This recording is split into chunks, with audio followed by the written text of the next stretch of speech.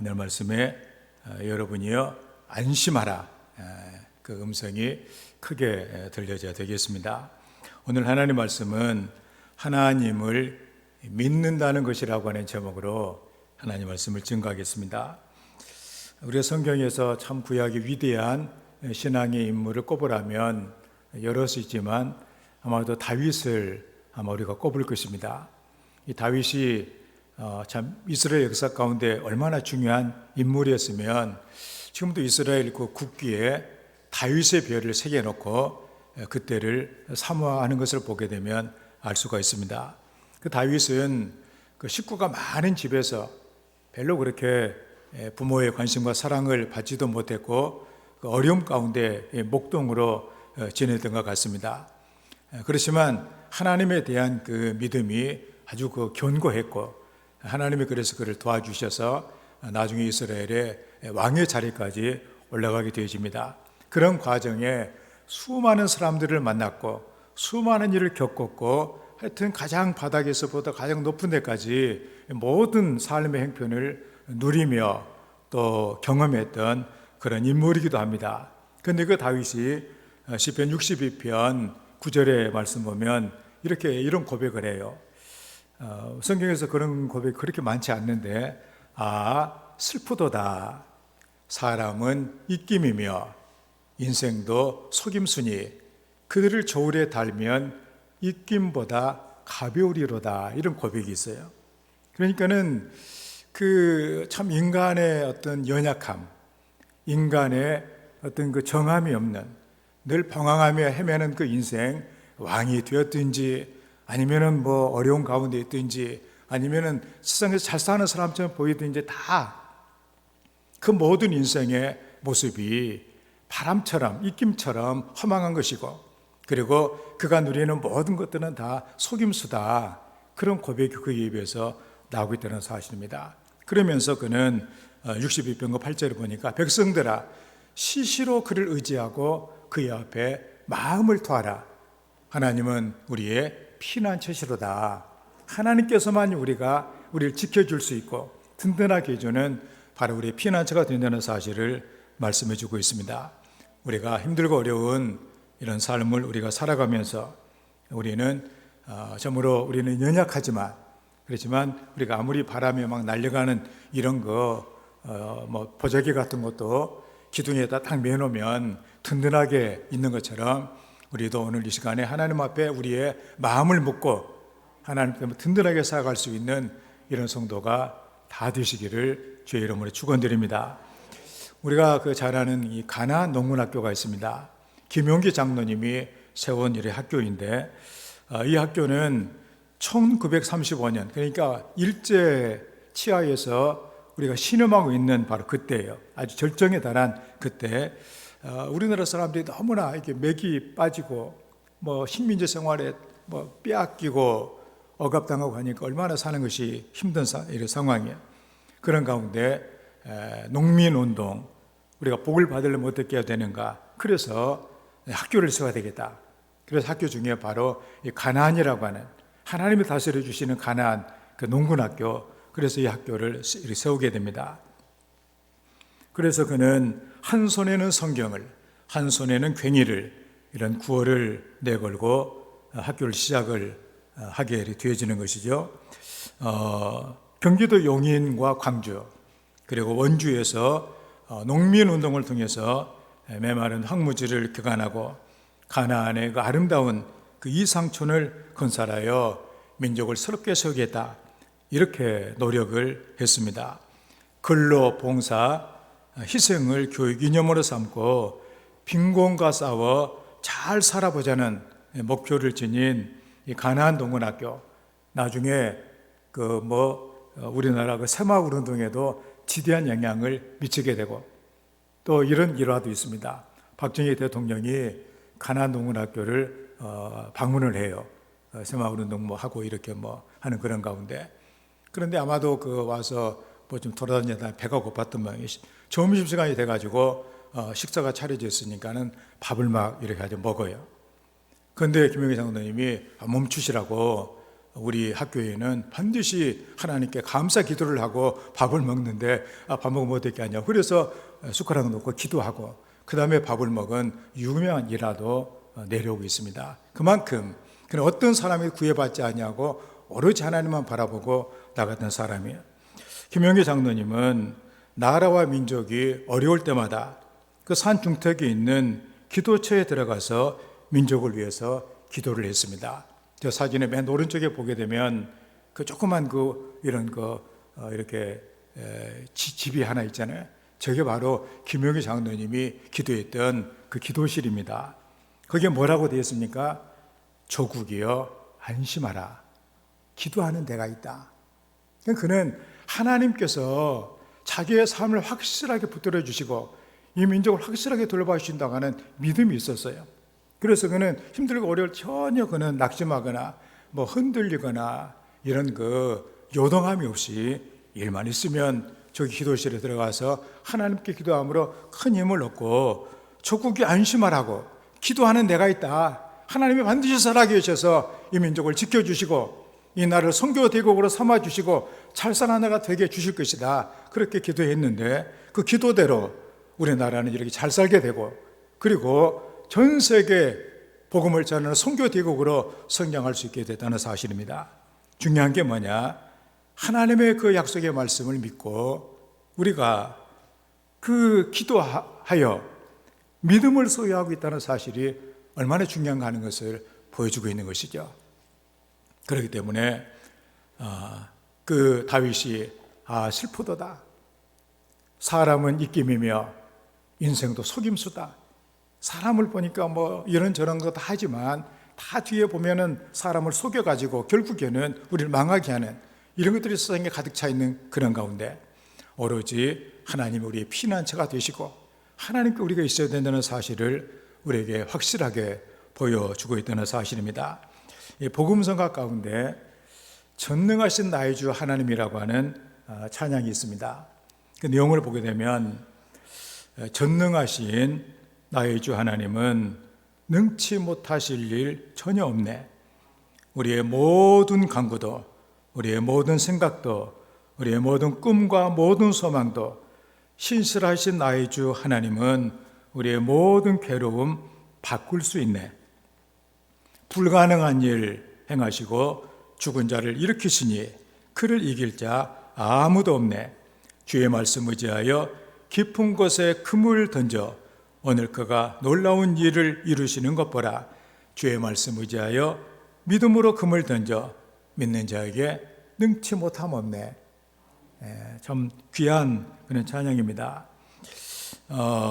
신실하신 나의 하나님, 모든 내 괴로움을 바꾸시는 하나님, 불가능한 일을 행하시고 죽은 자를 살려주시고 또 그래서 우리가 그의 말씀을 의지해서 깊은 곳에 그물을 내려 하나님의 말씀대로 순종했을 때 놀라운 일을 행해 주시는 하나님을 우리가 만날 수 있게 된다는 사실입니다. 믿는 자에게 능치 못함 없네.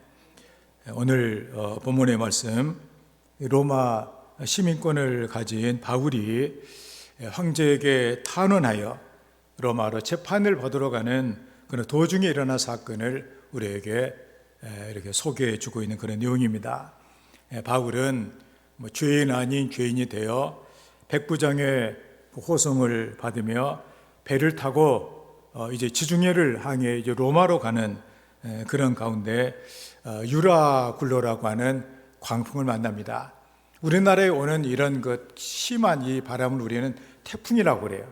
그리고 미국 이런 데 사이클론이라고 하는 태풍도 있고 하는데 지중해는 그때 그 이름이 유라굴로라고 하는 그 아주 심한 바람이 있었다 그런 얘기죠.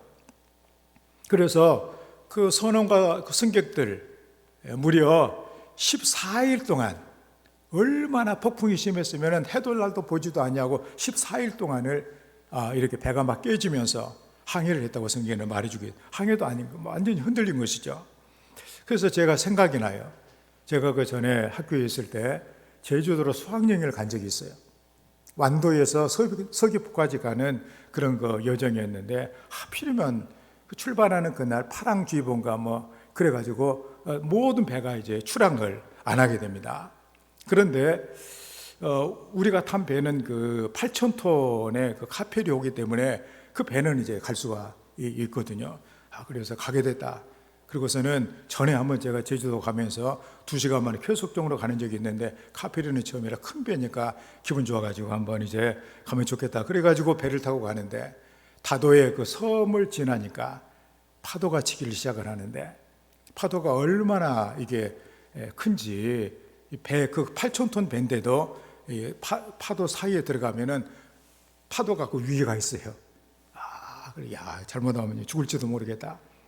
그러면서 이제 그 멀미를 시작을 하는데 사는 게 너무나 아주 괴로운 일이에요. 그래서 아마 그때 6시간인가 배를 타고 갔는데 거의 초죽음이 돼가지고 이런 배는 다시는 타고 싶지 않다. 지금도 기억이 나요. 그래서 저는 6시간 정도 배를 타면서 이렇게 했는데 그보다 훨씬 더 심한 유라굴로 광풍이 해도 달도 보이지도 아니하고 14일 동안을 했으니 사람들 그 상황이 어떻겠는가 하는 것은 우리가 알 수 있잖아요.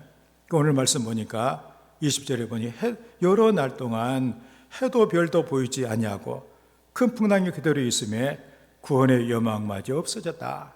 이제는 모든 승객들이 이제는 다 죽었다 그랬다는 얘기예요. 이제는 가망이 없이 됐다는 사실입니다. 그때 하나님께서 그 바울 사도를 만져주세요. 그리고 말씀해 주세요. 바울 사도는 그래서 믿음이 생겼습니다. 믿음이 생기니까 뭐라고 얘기를 하느냐? 25절 말씀에 여러분이요 안심하라. 안심하라고 얘기를 해요. 자기도 안심하고. 왜냐하면 그렇잖아요. 나는 내게 말씀하신 그대로 되리라고 하나님을 믿노라. 하나님을 믿는다. 하나님을 믿는다. 현대 번역으로 보면 그 용기를 내십니다. 나는 하나님을 믿어. 하나님 일러주신 그대로 다 될 것이다. 하나님을 믿는다고 말하고 있습니다. 저는 우리 성도들도 나는 안심합니다. 나는 걱정하지 않습니다. 하나님을 믿습니다.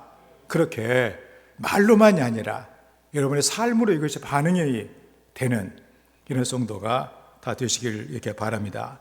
여기에 나는 믿노라 원어의 뜻은 신뢰하다 그런 얘기. 하나님을 믿기 때문에 이런 거 괜찮다 그런 얘기예요. 바울은 하나님을 신뢰하여 믿음으로 사람들에게 소망을 선포합니다. 안심하십시오. 풍랑 가운데서라도 안심하십시오. 그 근거는 뭐냐? 하나님을 믿는 믿음이었다 그런 얘기입니다. 그래서 오늘 나는 하나님을 믿는다는 것. 지금 하나님을 믿는 성도가 아니에요. 그 성도인데 여러분도 하나님을 내가 믿는다고 하는 그것이 생각으로가 아니라 여러분의 삶으로 반응이 되어지는 이런 은혜가 있어지길 바랍니다. 우리는 나는 하나님을 믿노라고 당당하게 외쳤던 바울의 모습을 우리가 봐야 됩니다. 모름지기 그리스도인은 세상에서 소망을 보여줄 수 있어야 됩니다. 모든 사람이 이제 나는 안 된다, 나는 죽었다, 나는 가망이 없다, 나는 소망이 없다 이렇게 있을 때 여러분들은 당당하게 나는 소망이 있다고, 나는 희망을 갖고 나는 나간다고 이렇게 말할 수 있는 하나님의 자녀들이 되어야 된다 그런 얘기입니다. 그리고 다음대하게 바울처럼 구원을 선포하는 나는 하나님을 믿노라 이렇게 외쳤던 그 다윗의 믿음은 바로 어떤 믿음이었는가 하는 것을 우리가 보면서 은혜를 받기를 이렇게 원합니다. 그 첫째로 바울서 믿음대로 된다는 것을 그는 이렇게 믿었습니다. 22절 말씀에 내가 너희를 권하노니 이제는 안심하라. 너희 중 아무도 생명에는 아무런 손상이 없겠고 오직 패뿐이리라. 현대 번역으로 보면은 그러나 이제라도 기운을 내십시오. 배는 가라앉더라도 아무도 목숨을 잃은 사람은 없을 것이요. 이렇게 말해주겠습니다. 저는 전에 베트남 전쟁에 참여했던 그분의 말이 생각이 납니다. 그분이 뭐라고 와서 얘기를 하냐면은 죽지만 안 된다면 참 전쟁을 해볼 만하다 그런 얘기를 해요. 그 긴장을 하면서 생명을 막 위협하는 총소리를 막 총알이 막 날아가는 막 이런 가운데 있는데 죽지만 안 된다면 그 스릴을 느끼는 것이 얼마나 그래도 재밌는 일이겠냐 그런 이렇게 얘기였는데 그런데 오늘 말씀에 생명에는 지장이 없다. 배는 다 부서지겠지만 생명에 지장이 없다. 그런 믿음을 그는 이 어려운 가운데 갖고 있었다는 사실입니다. 여기 안심하라, 원어의 뜻은 기뻐하다 그런 얘기. 기뻐하라, 담대하다 그런 얘기예요.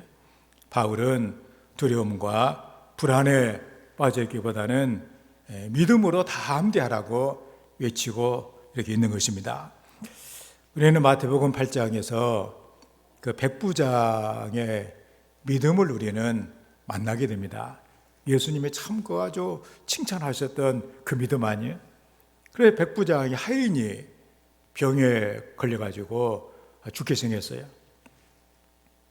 그래 예수님 찾아와가지고 예수님 내 하인이 지금 병에 걸려가지고 지금 죽어가고 있는데 고쳐 주시기 바랍니다. 예수님이 보니까 사람이 됐거든요. 이게 로마의 백부장이면 횡포를 부리고 그럴 사람인데 그 자기한테 찾아와가지고 겸손하게 그것도 하인을 위해서 노력하는 그 모습을 보고 그래 그러면 내가 가서 고쳐주겠다. 그랬더니 백부장의 입에서 놀라운 고백이 나오는 거예요. 예수님 그렇게 안 하셔도 됩니다. 나도 지휘관인 내 부하들한테 이리 가라 그러면 이리 가고 저리 가라 저리 가고 하는데 예수님 말씀만 하시면 다 될 것인데 멀리 와가지고 이렇게 하실 필요가 있습니까? 예수님의 그 얘기를 듣고 보니까 너무도 귀한 믿음이 귀한 거예요. 이게 청사가 위급한 이런 상황 가운데서 저렇게 내 말을 믿고 있다니. 그래서 예수님께서 13절에 뭐라고 말씀해? 가라 내 믿음대로 될지어다. 그 믿음대로 된 거예요 그냥. 그래서 그냥 하인이 그냥 즉시로 병이 나아버렸다 그런 얘기예요. 마태복음 9장 27절에도 마찬가지예요. 그 맹인 소경이 그 보지 못하는 그 답답함, 그런데 그런 가운데서 힘들게 인생을 살아가야 되지는 인생이 얼마나 어려워. 되게 그 당시 맹인들은 다 거지가 됐어요. 왜냐하면 그 당시 상황으로 봤을 때 맹인이 돼가지고 삶의 길이 너무나도 어렵기 때문에 얻어먹지 않고도 살 수 있는 방법이 없다 그런 얘기입니다. 그랬을 때 예수님을 기대하면서 예수님께 크게 막 불러대면서 그렇게 얘기를 하잖아요. 다윗의 자손이여 나를 불쌍히 여겨 주시옵소서. 내가 눈을 떼야 되겠습니다. 예수님이 찾아가서 얘기하죠. 내가 네 눈을 뜨게 될 줄로 네가 믿느냐 그러니까 믿습니다 그러니까 너의 믿음대로 되라 그러니까 눈이 떠졌다 그러니 믿음대로 된다고 하는 거. 그래서 우리는 찬송가에 금보다 더 귀한 믿음은 참 법의 대도다. 이 진리 믿는 사람들 다 복을 받겠네. 적어도 우리 성도들이 하나님을 이렇게 믿고 또 오늘 새벽 기도에 우리가 성경에 본 대로 조금 우리가 기도한다고 금방 응답이 안 된다고 그래가지고 하나님이 나를 잊으셨는가, 나를 버리셨는가, 은혜가 이제는 끊쳐졌는가, 이제는 내가 마지막인가, 이런 아주 극단적인 생각을 하고 낙심하고 이래서는 안 된다 그런 얘기. 늘 하나님께서 나와 함께 하신다. 이런 믿음을 갖고 나가는 우리 성도들, 이제는 사나 죽으나 내가 주의 것이다. 주께 맡겼으니 이제 주님 알아서 하시고 나는 그냥 믿고 나는 나가겠습니다. 이런 성도가 되어야 될 줄 믿는 것입니다. 우리가 시편 46편 1절에 우리가 아까 교동문에서 읽은 구절이잖아요. 하나님은 우리의 피난처 힘이 있으니 환난 중에 만날 큰 도움이시라. 그러므로 땅이 변하든지 땅이 흔들려 바다 가운데 빠지든지 바닷물이 솟아나고 뛰놀든지 그것이 넘침으로 산이 흔들릴지라도 우리는 두려워하지 아니하리로다. 이게 바로 믿음 아니겠어요? 땅이 변하든지, 땅이 변하면 놀래 자빠질 일이죠. 또 땅이 또 이렇게 흔들려, 땅이 이렇게 흔들리고 바다에 막 빠진다니. 그 바닷물이 솟아나고 뛰놀아가지고 산이 막 넘쳐요. 그래도 나는 두려워하지 않는다. 왜냐하면 내게는 하나님이 계시다. 그런 얘기예요. 우리가 불안이라고 하는 거, 물론 상황 때문에 우리는 불안이라고 생각을 하지만 그런데 꼭 그런 것만 아닌 것을 우리가 알게 됩니다. 믿음의 사람들은 정말 어려운 환경 가운데서라도 전혀 흔들림이 없었다는 사실이에요. 그러기에 전능하신 하나님에 대한 믿음만 있다면 우리가 그냥 고백하는 그대로 나는 전능하신 아버지 하나님, 천지의 창조주를 믿습니다. 그래서 소망을 갖고 어려움 가운데서라도 흔들림이 없는 이런 성도가 되시기를 바랍니다. 바울 사도, 우리가 그 자리에 있었으면 아마 저도 한 6시간 정도 저는 죽는 것도 아니에요. 그냥 배멀미 때문에 그렇게 했는데, 아무리 14일 동안이나 해도 별도 보이지도 아니하고 배는 막 깨져가고 있고 모든 기술을 동원해서 배를 한번 하려고 해도 이제는 모든 것이 자기 손에서 떠나가 버린 그런 가운데서라도 안심하라, 이렇게 믿음을 고백했던 다윗을 이렇게 보면서 여러분의 삶에서도 내가 지금 필요한 것이 믿음이구나, 이 믿음으로 이런 믿음대로 된다고 하는 걸 기억하면서 믿음을 굳게 하는 하나님의 자녀들이 다 되기를 주의 이름으로 축원을 드립니다. 다음에 두 번째로 사명대로 된다는 믿음이에요. 사명대로 된다. 24절의 말씀 보니까 바울아 두려워하지 말라. 내가 가이사 앞에 서야 하겠고 또 하나님께서 너와 함께 항해하는 자를 다 내게 주셨다 하였으니. 현대어 번역으로 보면 내가 내게 이렇게 말해 주어서 무수하지 말아라 바울아.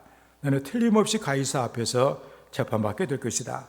하나님께서는 또한 내 소원을 들으시고 너와 함께 배를 타고 가는 모든 사람의 생명을 구해 주실 것이다. 그렇게 이렇게 고백을 하고 있는 것을 우리가 보게 됩니다. 이거 서야 하겠고 반드시 서다, 그런 얘기. 그러니까 다윗은 사명이 있었어요. 다윗이 기도를 하나님께 했습니다. 뭐라 기도했느냐? 하나님, 나를 봐서라도 이 배에 타고 있는 이 사람들 생명을 하나님 살려주시고 내가 반드시 나는 로마에 가서도 복음을 전하고 땅까지 복음을 전하는 사명이 있습니다. 그랬더니 하나님께서 사자를 보내가지고 이런 얘기를 해준 거예요. 너는 반드시 가이사 앞에 서게 될 것이다. 그게 무슨 소리예요? 이 풍랑에 너는 안 죽는다, 그런 얘기죠. 너는 살게 될 거다. 그리고 너는 반드시 로마에서 복음을 전하게 될 것이다. 그 사명, 그 서야 하겠고 이 원어의 뜻은 뭐냐? 반드시 서다, 그런 얘기예요. 가까이 가다, 이런 얘기, 접근하다, 그런 얘기거든요. 반드시 선다. 하나님의 사자가 사명을 일깨워 준 것입니다. 저는 이 말씀을 생각하면서 사명을 생각을 해요. 적어도 사람은 사명 때문에 사는 것이 아니에요. 여러분들이 내 사명은 뭔가? 내가 왜 살아있어야 되는가? 그 이유가 있어야 된다, 그런 얘기죠. 여러분 뭐 때문에 살아야 된다고 생각을 합니까?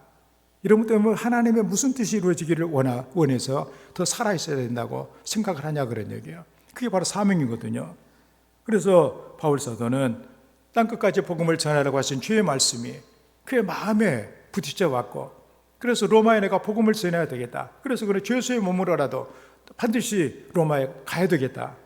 그래서 그 사명이 그를 붙들어준다고 믿음을 갖고 있는 것을 우리가 보게 됩니다. 이 인도의 시성이라고 하는 타고르는 이런 얘기를 합니다. 죽음의 신이 당신의 문을 두드릴 때 당신의 생명의 광주리에 무엇을 담아 그 앞에 내놓을 것인가, 이런 얘기를 이렇게 했습니다. 내가 죽게 생겼을 때, 하나님 앞에 내가 서게 되어졌을 때 내 생명의 광주리에 뭘 담아가지고 하나님께서 나를 세상에 보내셨는데 하나님이 내게 보내주신 그 목적, 그 사명을 내가 이렇게 이루었습니다라고 생명의 광주리에 그걸 담아가지고 하나님 앞에 보여야 된다는 사실이에요. 사람은 공술에 공수거라고 빈손으로 와서 빈손으로 가는 거예요. 그런데 믿음의 사람들은 하나님의 자녀로 택해 주시고 하나님의 자녀로 살게 해주신 하나님 앞에 생명의 광주리에 무엇인가를 담고 가야 된다는 얘기예요. 아무것도 안 하고 빈손으로 왔다가 그냥 빈손으로 가버리면 무슨 의미가 있냐. 하나님께서는 나 이 땅에 보내실 때 내게 사명을 줘서 내게 보냈는데 그 생명의 광주리에 아무것도 담을 것이 없다면 나는 얼마나 불행한 인생이겠는가. 그래서 우리는 힘들고 어려워도 내가 어떤 사명을, 내가 왜 살아있어야 되지는가, 내가 왜 살아야 되는가, 죽을 때까지 그 사명을 갖고 여러분들의 삶을 살아갈 수 있는 이런 인생이 돼야 되지 않겠냐 그러니. 그 사명을 여러분들이 하나님 앞에 받아야 된다는 얘기, 그 비전을 받아야 된다는 얘기, 하나님이 주신 그 비전을 갖고 있어야 된다는 그런 사실이죠. 우리는 가끔 그 지미 카터 대통령이 얘기를 이렇게 하게 되어지는데, 그는 대통령이 된 그 뒤에도 그 주일학교, 그래서 사람들에게 하나님의 말씀을 가르치는 거, 그게 바로 그의 사명이에요. 이걸 얼마나 중요하게 생각을 했냐면, 대통령의 임기는 4년이지만 교회학교 교사의 사명은 평생이다. 그렇게 하나님 앞에 설 때까지 일을 나는 계속한다. 그래가지고 그는 사명을 감당하고 있어요. 그는 대통령에서 이제는 끝이 나고 퇴임을 한 다음에 그 전 세계를 다니면서 그 집 지어준 일을 하고 있잖아요. 어려운 사람들. 그런데 반드시 토요일 되면은 자기 고향, 시골 고향으로 비행기 타고 날아가가지고 반드시 주일학교 저렇게 하고 있다는 얘기예요. 지금 그의 나이가 몇 살이냐? 96세예요. 그는 뭐 뇌종양, 암도 걸렸어요. 그리고 이제 94세 때, 여기 이제 94세 때 그때 사진인데, 94세 때 어떻게 하다가 낙상을 해가지고 엉덩이뼈가 이렇게 아주 부서졌는데, 한 달 만에 나와가지고 저렇게 주일학교 교사로 사명을 감당하고 있는 그런 이렇게 아주 모습입니다. 근데 이제 그가 본래는 한 달 만에 나와가지고 했는데 일주일 만에 나간다고 그랬다고 그래요. 그러니까 의사가 막 놀래가지고 제발 좀 이 사람 좀 알려주라고 목사에 전화해가지고, 이 사람 지금 일어나가지고 하다 보면 이제 앞으로 영영 이제 못 일어난다고, 그렇게 해가지고 어떻게 겨우 한 달 만에, 그것도 안개도 되지도 않았는데 나와가지고 저렇게 주일학교 교사를 하고 있다는 사실입니다. 참 그 사명을 얼마나 귀하게 생각하는, 그 사명 때문에 하나님이 그를 지켜주고 계신 것을 보지 않아요? 머리에 종양이 생겼는데도 안 죽고 그냥, 또 뭐 엉덩이뼈가 다 부서졌는데도 또 다시 일어나고, 또 사명 나는 감당하겠다. 그래서 우리가 참, 저도 그런 생각을, 내가 죽을 때까지 그 사명 갖고 내가 사명 감당하다 사명 끝나면 하나님 데려가시는 이런 인생이 얼마나 복 있는 인생인가. 루터는 그 신앙을 스럽게 하는 종교 개혁을 이렇게 할 때 너무도 어려움이 많았어요. 죽이겠다고 하는 위협이 막 끊임없이 그 주변에 이렇게 들끓고 너무도 어렵고, 그때 그 걱정하는 자기 주변의 사람들에게 그는 이런 얘기를 했다고 합니다. 하나님은 당신의 일을 끝내기 전에 절대로 나를 데려가지 않으실 것이다. 하나님께서, 리빙스도 그런 얘기를 하잖아요. 사명이 있는 사람은 죽지 않는다. 왜냐하면 하나님께서 사명을 하라고 보내주셨기 때문에 사명이 끝날 때까지 지켜주신다는 그런 말씀이에요. 우리는, 여러분이 내 사명은 뭔가, 내가 빈손 들고 왔다 빈손들로 가는 인생인데, 내가 마지막까지 내가 뭐 사소한 일은 세상에 이런 일 때문에 기분이 상하고 막 이렇게 그 얼마나 허망한 일이에요, 그게. 우리 아까 다윗이 얘기했던 그 시편 62편 있는 그대로, 슬프도다. 사람은 입김이며, 그리고 인생은 속임수다. 이 속아 살아가며 허망하게 끝내버리는 이런 인생으로 우리가 살 것인가? 사명을 생각하며 마지막까지 그 사명 붙들고 살아갈 것인가? 이 생각을 하면서 사명, 주신 그 사명을 간직하면서 여러분이 왜 살아있어야 되는가 하는 이유를 확실하게 하며 인생을 승리로 살아가는 우리 모든 성도가 다 되시기를 주의 이름으로 축원을 드립니다. 다음에 세 번째로, 말씀대로 된다는 믿음입니다. 25절 말씀에, 그러므로 여러분이 안심하라. 나는 내게 말씀하신 그대로 되리라고 하나님을 믿노라. 현대 번역으로 보면은, 그러니 여러분 이제 용기를 내십시오. 나는 하나님을 믿어. 하나님께서 일러주신 그대로 다 이루어질 것이요. 이게 말씀하신 그대로, 이 말의 원어의 뜻은 하나님의 말씀이 구원의 근거가 된다 그러니, 바로 말씀은 예수 그리스도시고 말씀은 하나님이세요. 말씀하신 그대로 하나님께서 해주신다, 그런 말씀이죠. 그래서 여기서 바울은 말씀대로 되리라고 믿는 그 믿음의 계속성을 강조하기 위해서 나는 믿노라, 현재형을 사용하겠다는 사실입니다. 말씀대로 된다고 하는 거.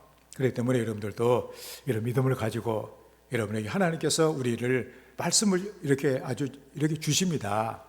지금 오늘 또 이 말씀이 여러분이 주신 말씀이기도 합니다. 그 말씀이 여러분이 들려져야 돼요. 그래서 불안한 여러분에게 안심하라고 하는 말씀이 하나님의 말씀이 되고, 하나님이 나를 사명을 주셨으니 이거 사명 끝날 때까지 나를 절대로 붙들어 주신다고 하는 이 믿음을 갖고서 그 말씀 붙들고 승리하는 이런 성도가 되는 것이 중요하다, 그런 얘기입니다. 우리가 잘 아는 그 전도자, 그 이렇게 무디가 런던 집회를 마치고 미국으로 돌아가는 그 배를 이렇게 타게 됩니다. 대서양을 건너가던 배가 망망대해에서 암초를 만나가지고 구멍이 뚫리고 물이 새어들기 시작을 합니다. 배 안에 700명의 선원과 승객이 타고 있는데 난리가 났어요. 그렇잖아요, 여러분들. 속초 앞바다에서 조도 같은 데에서 이렇게 배가 부서졌다면 헤엄쳐고라도 어떻게 와볼 생각을 하지만, 망망대해에서 배가 암초에 구멍이 났으니 얼마나 그 두려운 일이냐, 그런 얘기입니다. 순식간에 아루사랑이네.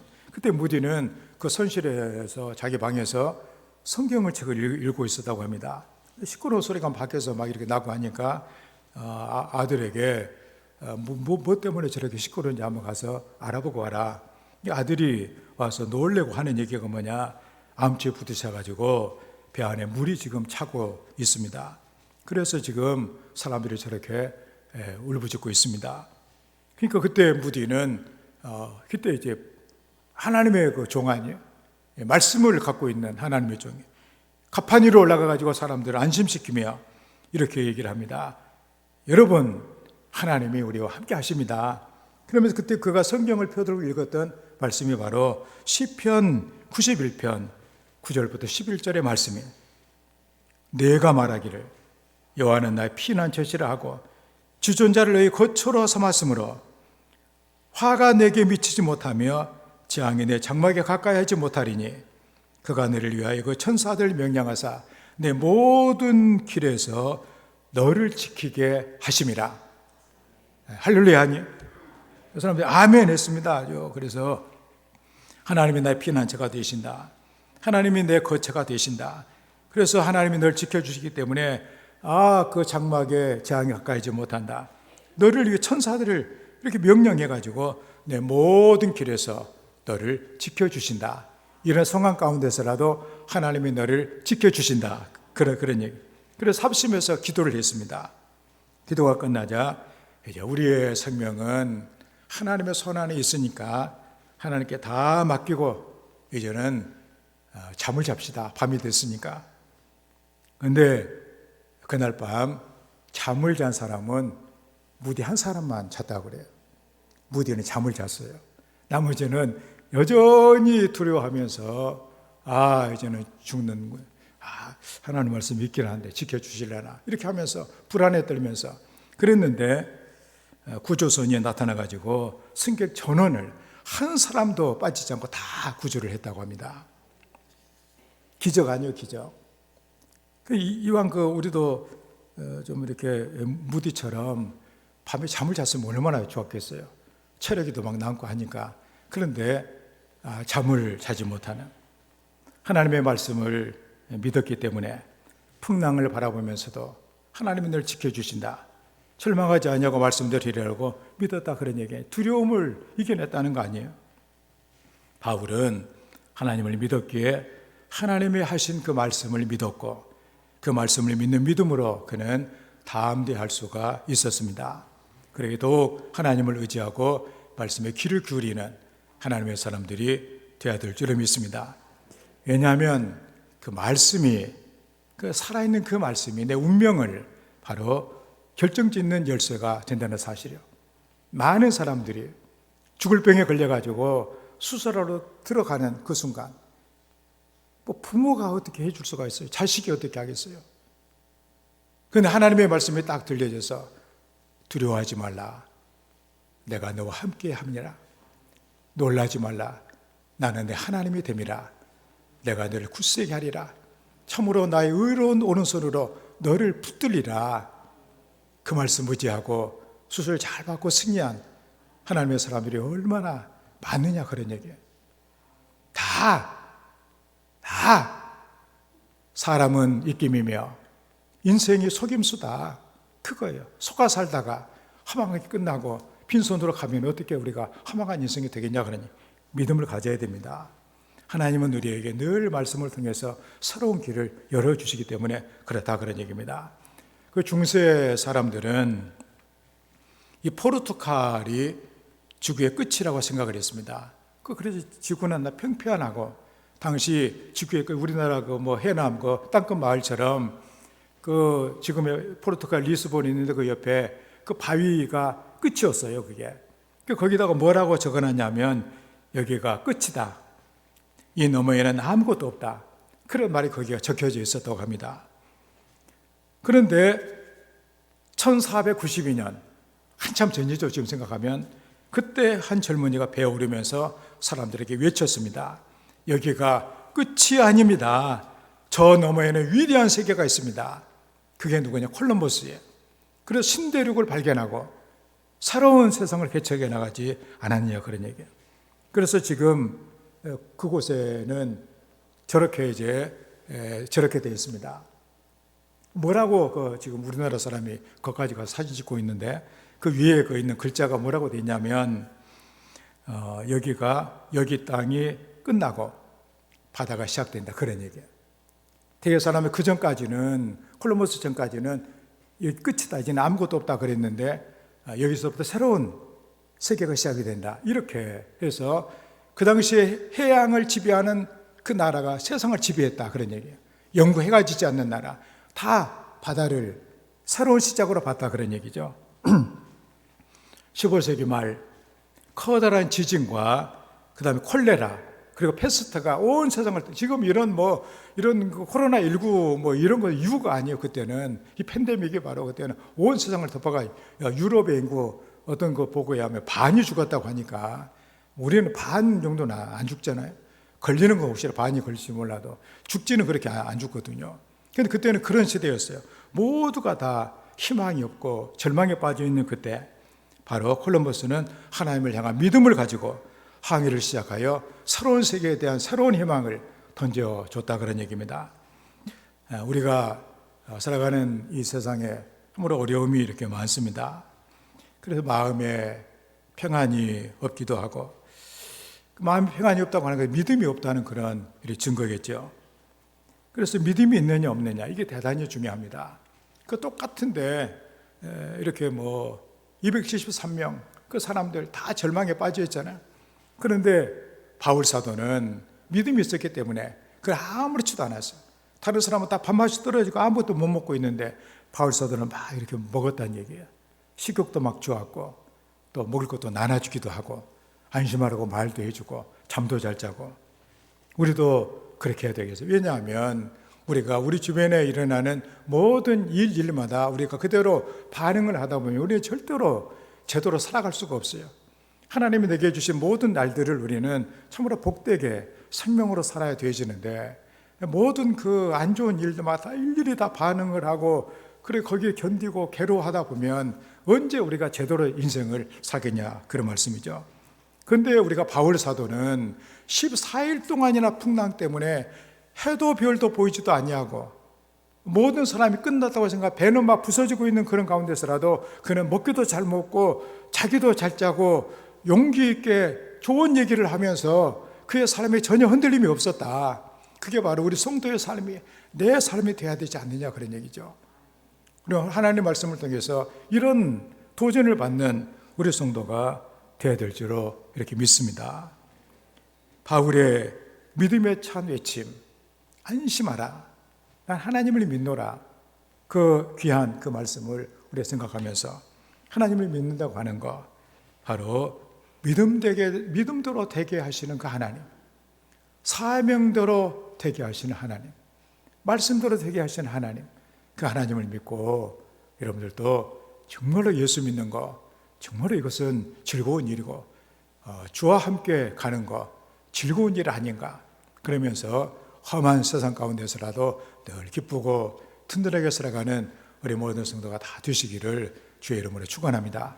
말씀 생각하면서 세상에 요동하는 어려운 세상 가운데 바울서가 유라굴로 광풍 가운데서라도 그가 즐겁게 재밌게 지내던 것처럼 우리도 내 인생을 그렇게 살 수 있는 하나님의 사람이 되게 믿음을 주시라고 함께 기도합니다. 하나님 우리 아버지 감사합니다. 우리를 사랑하셔서 주님 믿고 의지하고 살아갈 수 있도록 도와주셔서 감사합니다.